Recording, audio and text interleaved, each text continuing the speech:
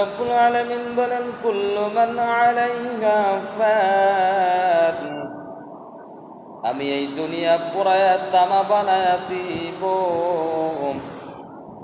দুনিয়ার পানিগুলো আমি পুরায়া ছাই বানা দিব। তার জন্য কিসের বাহাদুরি দেখাও রে মন? চোখটা বন্ধ করলে তোমার সামনে তুমি কাউরেই পাইবা না।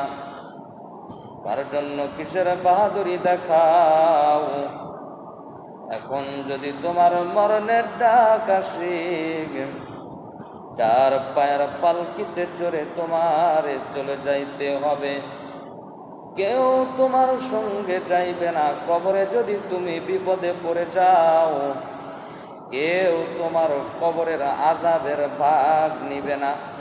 সবাই তোমার সম্পদের ভাগ নিবে। সিলেকশন